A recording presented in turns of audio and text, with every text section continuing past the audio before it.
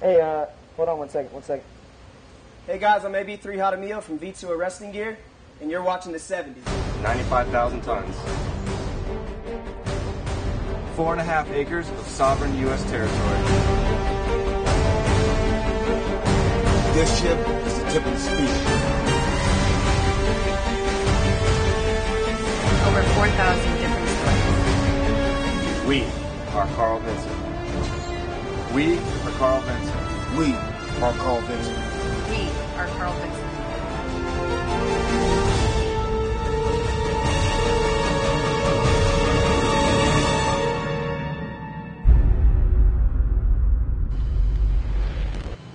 What's going on, Carl Vinson? I'm Petty Officer Zachary Bell, and welcome to a new episode of the 70s. Living in San Diego, you pretty much know what you're going to get when it comes to the weather. At sea, there tends to be an added variable, or two, or 10. I sat down with a group of sailors who showed me hard proof that it's not always sunny on Carl Vinson. A great photo opportunity is shooting the meteorological department launching weather balloons. Now, that may make for a great picture, but it has also left them with a reputation that that's all they do. But aerographers mate second-class Zach Crothers is here to tell you that's just a lot of hot air. Everybody needs the weather. It plays a small part in so many different aspects of so many different missions. Just on the ship, we reach out, we touch intelligence, the bridge teams. The admiral gets weather, the CO gets weather. When he wakes up, he hears, "Good morning, sir, here's your weather." It's nice to know whether you should be rolling up your coverall sleeves or if you'll be brushing water off your foul weather jacket. But determining the atmosphere goes even further than that. Strike missions. What's the weather going to be when our airplanes reach their target? RASs. What are our Cs going to be doing when we're supposed to replenish at sea in a certain position? Should we change the position? Our transit. When we're crossing the ocean, we don't want to run right into a typhoon. So if there is some sort of weather system, how do we get around it? Where do we go? Where's the good weather going to be? To find the answer to these equations, each member of the 14-sailor-strong department is a factor. On a daily basis, we pretty much observe the hourly meet tide conditions, and what myself and the other forecasters that work with me, we pretty much look at the atmospheric models and analyze those models and come up with a 4-day forecast and provide that to our warfare commanders. Providing that information to our chain of command helps put together our operational puzzle. Now, understanding our customer or our end user, the operators that we have on board here, helps us do that better. It helps us fine-tune that information to try to make it as usable as possible for them, ideally in a decision-making scenario. Do I do this or do I do that? And that should be a piece of the considerations that go into those kind of decisions. Our Cs are still at 1 to 2 feet. And when your job is something you enjoy, it makes the sun shine just a little bit brighter. I love it. I lucked out getting the AG rate. I don't think that there's a better rate in the Navy. Reporting for the 70, I'm Petty Officer Zachary Bell. Pretty freaking hot.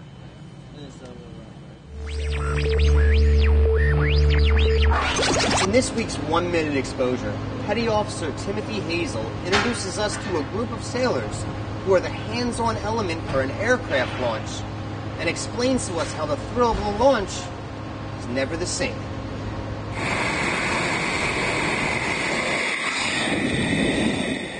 V2 is the hardest working V. You can ask any other Vs, they know. I know when I first started out, it was pretty crazy, to see that I was actually going to be launching jets and things like that. It never gets old. No matter how many times I shoot a jet, no matter how many times I do a sweep and take tension on the bird, it never gets old. Because we all have our own style. So when you run wakeboard, you got your own style the way you do it.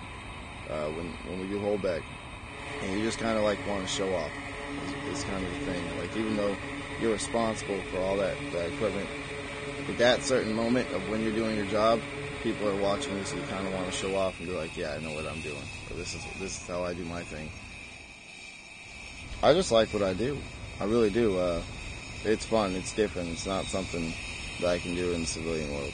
It's not something that I can wake up and do every day unless we're out on deployment. So it's always exciting. There's never a dull moment, that's for sure. Having a collateral duty is a common thing on the deck plates.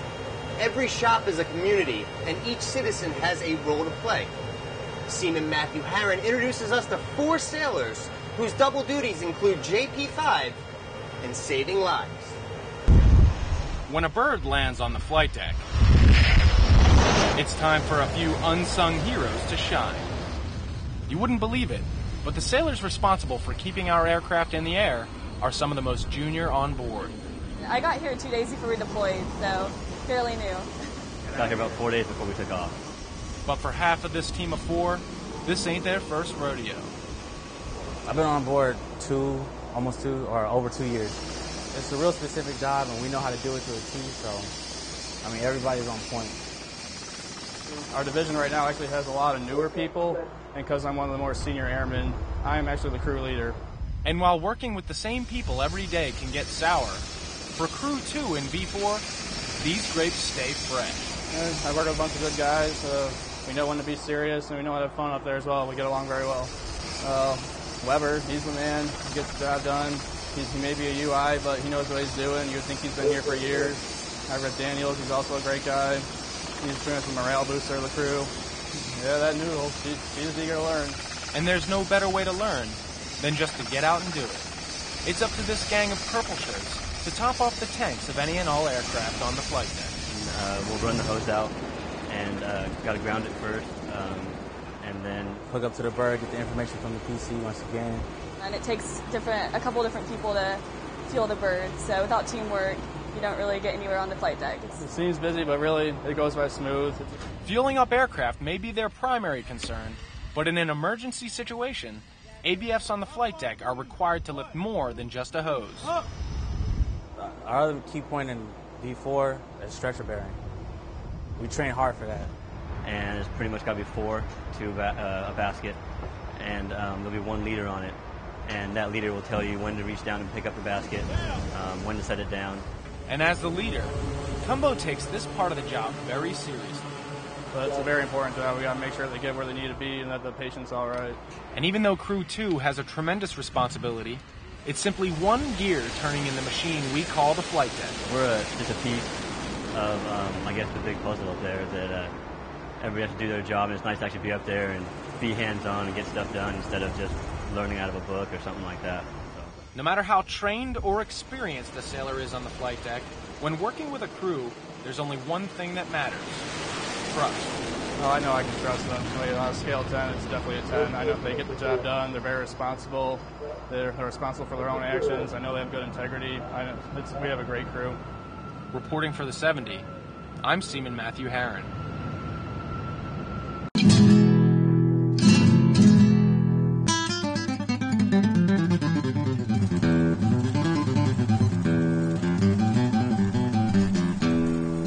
He once caught CVGE just to see what it felt like. Sharks have a week dedicated to him.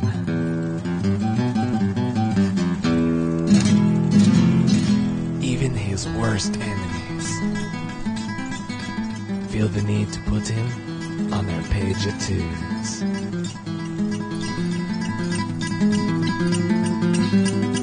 He is the most squared away sailor on the ship.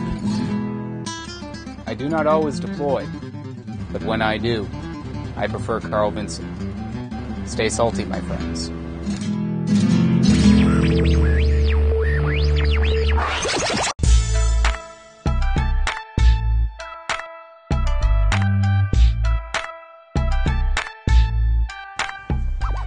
Hey there, shipmates. I'm MC2 Stephen Hale, and this is Vinson Online. Over the next 2 minutes, we're going to show you how Vinson is keeping your family and friends involved and informed through our social media products.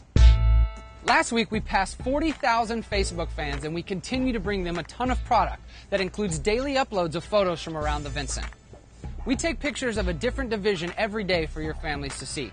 2 weeks ago, we introduced our new informative webisode series, Vinson 101. Last Wednesday, Chaplain Greg Hazlitt showed us what a day is like in the life of a chaplain. Hi, I'm Chaplain Hazlitt, and you're watching Vinson 101.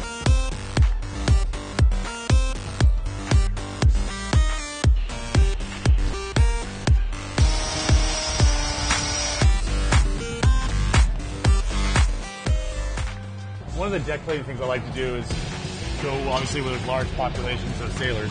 So, chow halls are perfect. Your families are also listening to podcasts. We post them to our blog, The Talon, and then we link them to our Facebook and Twitter accounts. That way your family can take a listen and at the same time see photos of a featured Vinson sailor. This week we featured ABH-3 Alexis LeBrake of Air Department's V-1 Division, and she talks about the chaos of parking a multi-million-dollar aircraft. To me, it's controlled chaos. We stay busy up there. The pilots trust us. There's never really much of a dull moment. You got to keep all your home life off of the flight deck. You have to keep your mind straight, and you have to always be at the top of your game. Also on The Talon, your friends and families will have a chance to read a post by some of our bloggers. This week, we feature a sailor who talks about her decision to join the Navy. Our blogs are anonymous, and we post at least 2 every week. Now, I'd recommend that you email your folks back home and have them check out the Vinson Ombudsman page. Have them go to www.vinsonombudsman.org for more useful information, as well as interviews by some of your shipmates. We are also staying busy on Twitter. We currently have more than 8,000 followers of @CVN70. Here are a few status updates that were informative to everyone back home. And of course, we're always on Navy.mil, the Navy's flagship website loaded with video, imagery, and stories from around the fleet. As of January 14th, 330 photos from around the Vinson have been published, 20 of which were the top photo of the day. Not bad for only 7 weeks of work. This has been Vinson Online. We'll continue to bring you more imagery and more updates of what we're showing your friends and family from back home. Until next time, I'm MC2 Stephen Hale.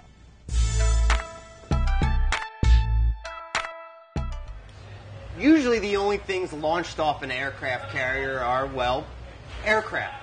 So it's nice to mix things up every once in a while and launch a thing or two at each other. Confused yet? This should clarify things. For those of you who missed it, or those wondering what the commotion in the hangar bay was on Friday, no rubber ball. Well, Number 6. It was... Who are we? Docs. Break it down. Then O-C-S-D-O-C-S.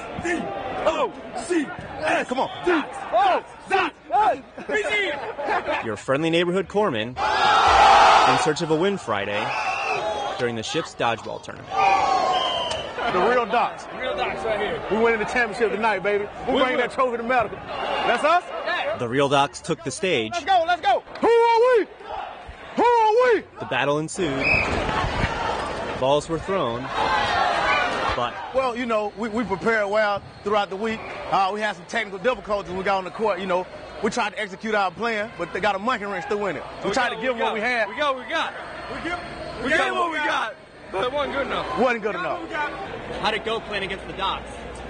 We didn't expect it, but we knew we could have taken them. That's why we're number 1.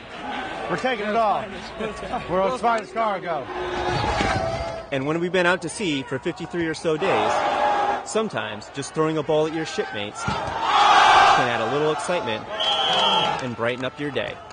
Being away from family and all that, it can be a lot on people, and like bringing people together for events like this, big morale booster. And maybe next time the real Docs may find their tricks. Give out shots to everybody on the the day before. Probably do a shot at. That'll probably be the best thing. Do a shot at. Up your sleeve. Reporting for the 70, I'm Petty Officer Lowell Whitman.